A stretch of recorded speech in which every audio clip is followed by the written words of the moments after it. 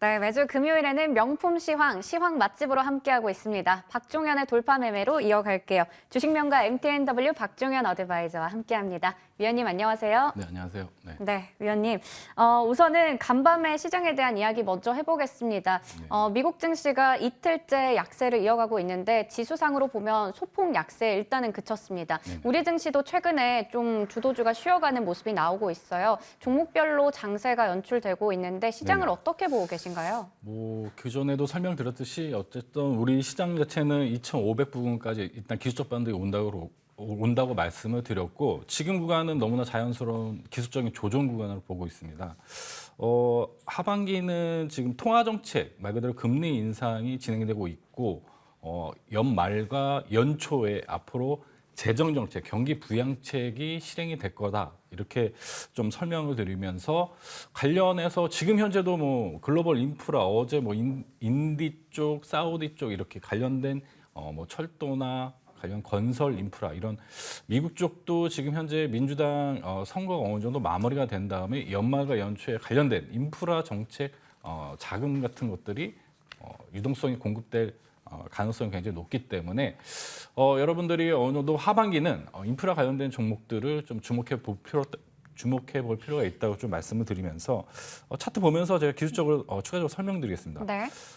환율이 1,450원이 저항 구간을 말씀을 드렸고 지금 구간은 하단이 1,300원, 상단이 한 1,400원 수준으로 움직일 겁니다. 그럼 환율 기준으로 보시면은 저점 구간이 1,300원 기준으로 저는 지수가 어느 정도 상승 이후에 눌림목 구간이 뭐 11선 위에서 다시 한번 뭐 기술적 반등, 뭐 바운딩이 나오겠지만 어느 정도 기술적 반등 이후에 저는 어느 정도 2,500대 위로 올라갈 거다.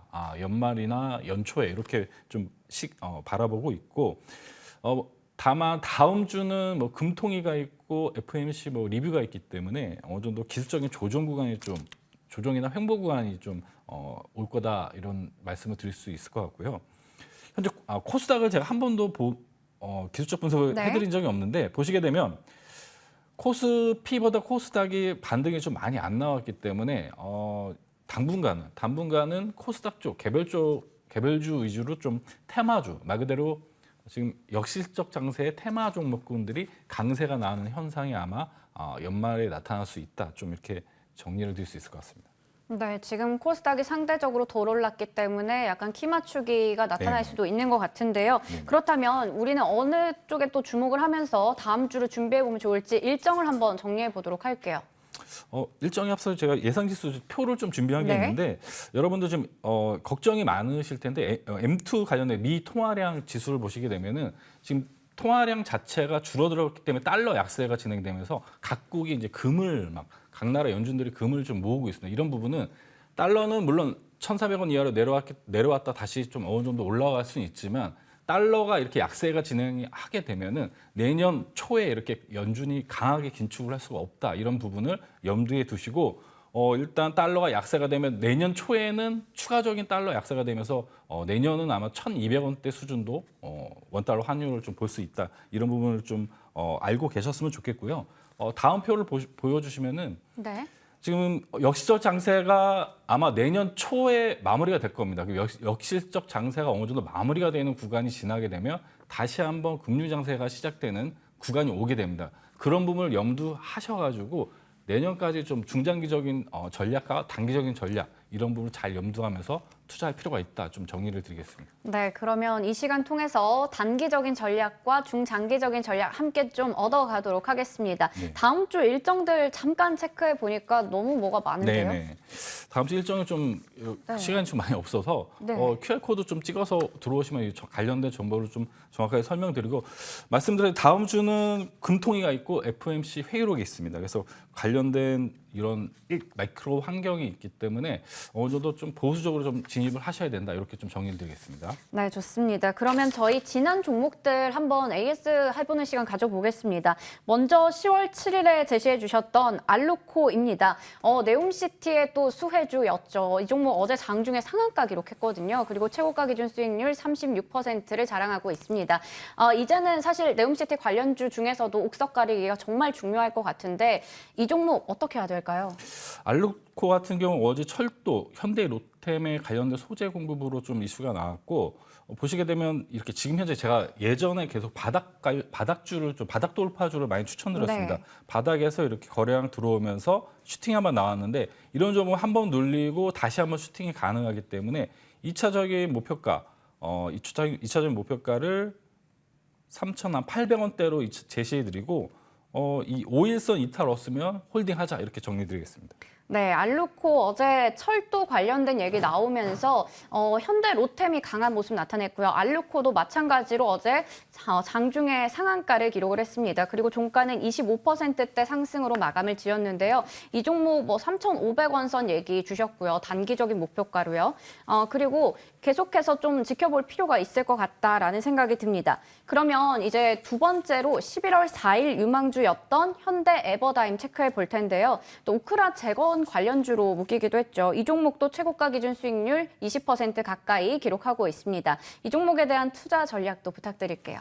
예, 현대 에버다임은 지금 바닥에서 이제 추세가 전환되면서 상단 밴드 상단까지 일단 올라왔는데 이전 정고점 부분이랑 어느 정도 차익 실현하신 다음에 제가 볼 때 네옴시티 이후에 아마 재건에 대한 이슈가 굉장히 커질 거로 보고 있습니다. 12월 말 정도가 되면 그래서 재건 관련된 종목군들은 11선이나 21선 올 때 신규 진입도 가능하면서 단기적으로 이 10,000원 이상, 2차적으로 12,000원 이상 이렇게 1차 목표가, 2차 목표가 이렇게 제시해드리겠습니다. 네, 우리 유튜브 채팅창에 은하수님께서 에버다임 수익 감사하다고 수익 많이 보셨다고 얘기를 주셨어요. 함께 하시면서 수익 보신 분들 다시 한번 축하드립니다. 그러면 이번 주에는 저희가 어떤 종목들 눈여겨보면서 수익을 더 극대화할 수 있을지 첫 번째 종목 확인해 보겠습니다.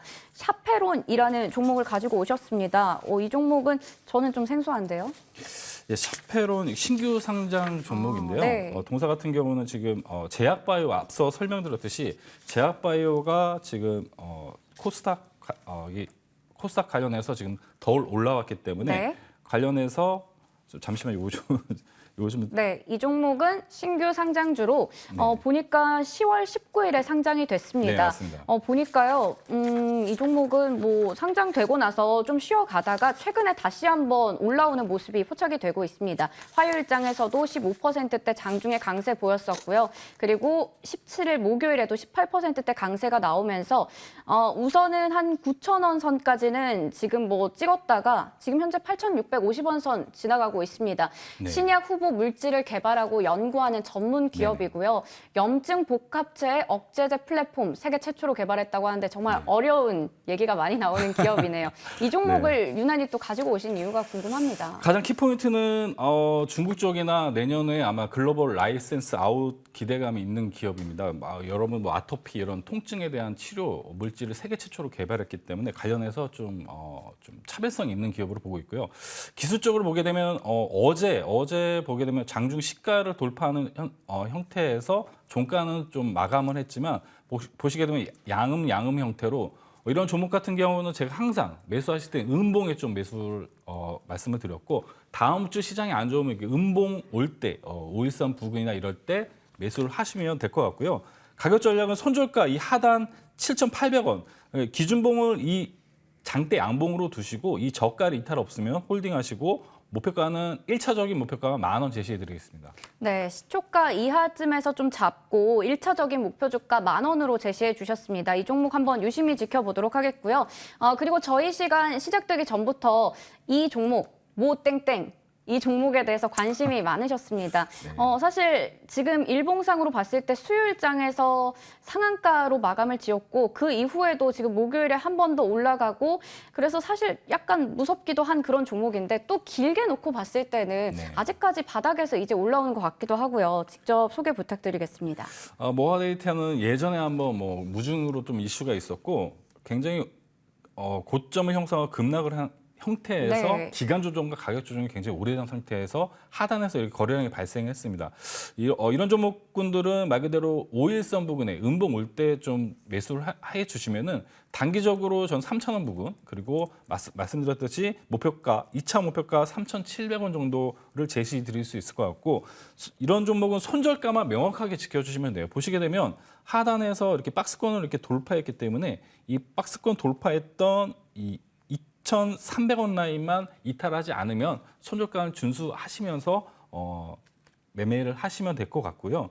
동사 같은 경우는 AI 기반의 ICT 시스템 관련된 장비를 이제 제조 납품하는 기업입니다. 그 데이터 이중화 입법이 지금 현재 추진이 되어 있고 이런 게 또 통과가 되면 통과될 때 한 번 정도 슈팅이 가능하다 이렇게 말씀을 드릴 수 있을 것 같습니다.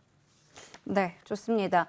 사실 이런 종목은 앞서 제가 잠깐 뭐 읊어드리기도 했지만 워낙에 장중에 좀 대응이 중요할 것 같습니다. 네네. 장중 변동성도 있을 것 같고요. 우선은 매수가는 시초가 이하에서 목표주가 3,700원, 손절가 2,300원 잡아주셨지만 좀 짧게 잡아주셨기 때문에 더욱더 이 대응이 중요할 것 같은데요. 어떻게 해야 되나요? 그러니까 제가 장중에 굉장히 많은 정보를 전달해 드리고 있으니까요. QR코드 찍고서 들어오시게 되면은 관련 일정이나 다음 주 이상 시황에 대한 부분, 그리고 오늘 전달해 드렸던 이런 자료에 대해서 자세하게 전달 드리도록 하겠습니다. 네. 오늘 또 일정도 아까 전에 얘기를 주셨는데 좀 더 자세하게 이야기를 들어볼 수 있을 것 같습니다. 지금까지 주식명가 MTNW 박종현 어드바이저와 함께 시황에 대한 이야기, 종목에 대한 이야기 풀어봤습니다. 오늘도 좋은 말씀 감사합니다.